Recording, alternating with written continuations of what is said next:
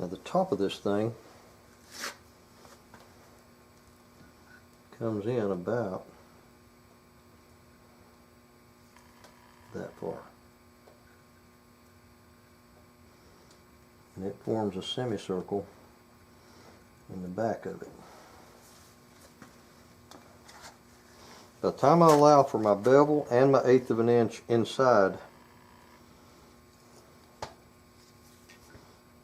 it goes in about, it's hard to do this where you can see what I'm doing,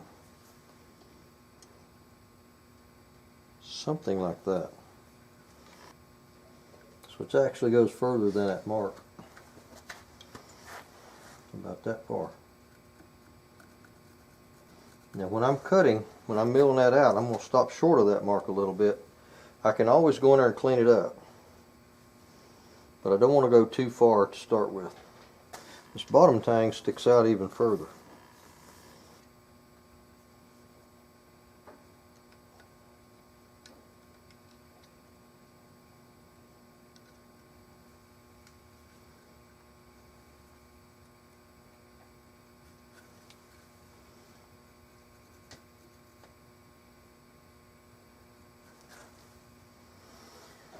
Now, this is a 28 gauge, so it's pretty small. But even with that, most of these tang cutouts are 1/2 inch or bigger. This one is 0.44. I'm sorry, 0.436. This one is really small. So I don't have a 0.436.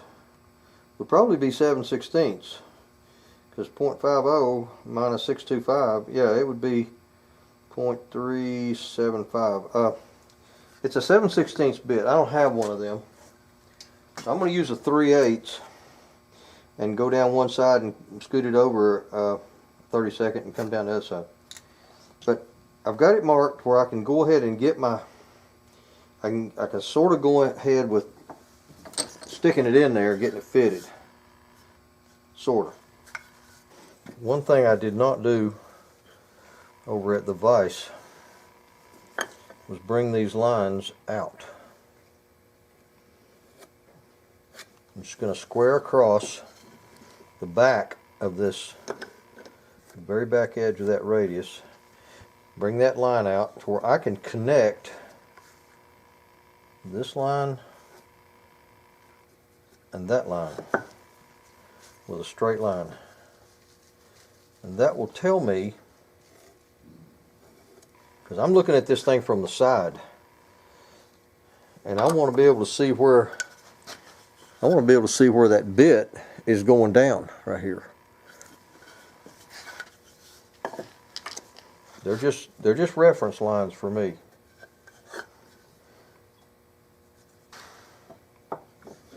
Also, when I put this thing in here, this bit is vertical, and I want to put this line in where it's vertical, where when I punch it down, it goes down that line.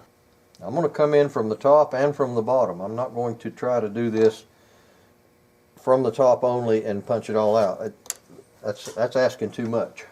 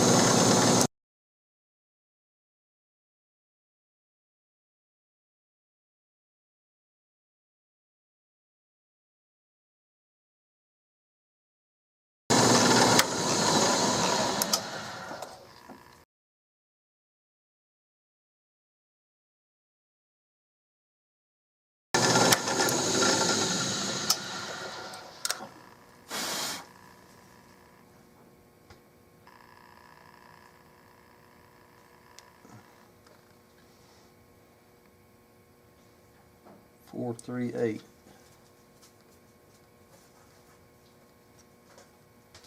.437. The metal is 436. So that gives me 1 or 2 thousandths to play to slip it in. I like that.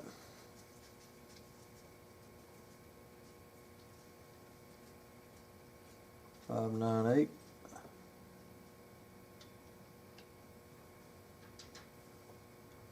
.596. I'm good with that.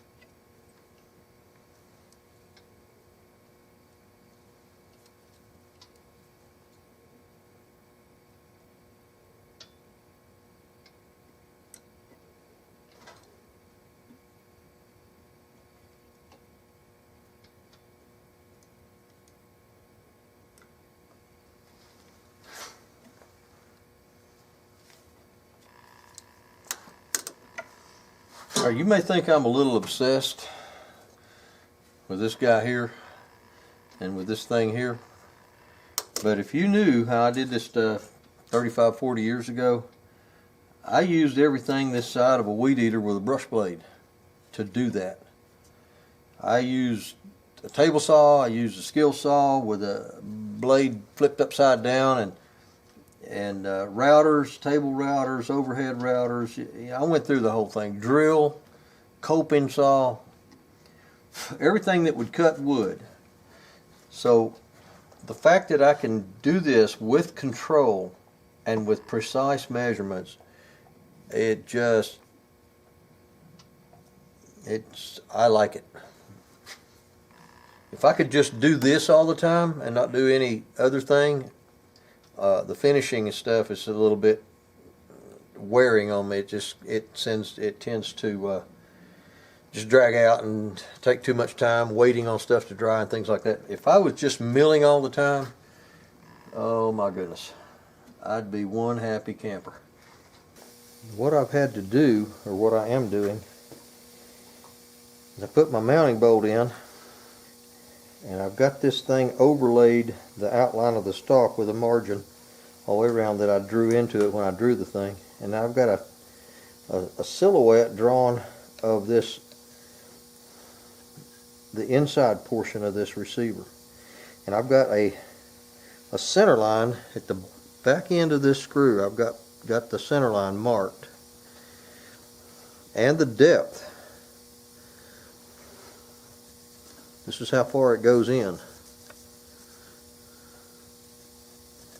And I've got the depth of this, how far this has got to be drilled out. This would be probably a 1/4 inch machine screw bolt. And this is, I don't know, 1/2 inch or something. But I've got myself a silhouette drawn here that lets me know what the inside drilling of this thing looks like.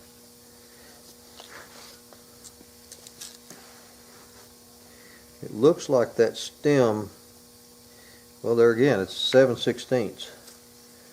So this is 7/16. The middle of that is 7/32. And so the center line, borrow this rail here, the center line of my bolt is thus. So when I drill it from this end, I'm going to be coming out. This is my center line up and down. This is my center line for the bolt. So that's where this thing's got to punch out.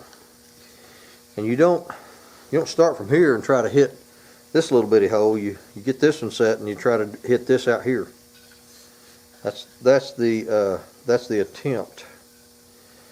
Now, a while ago when I was doing all those calculations and measurements, this is my bottom tang.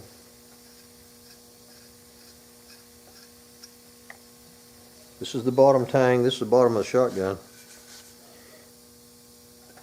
And that's supposed to be 436. And it fits in there just like that.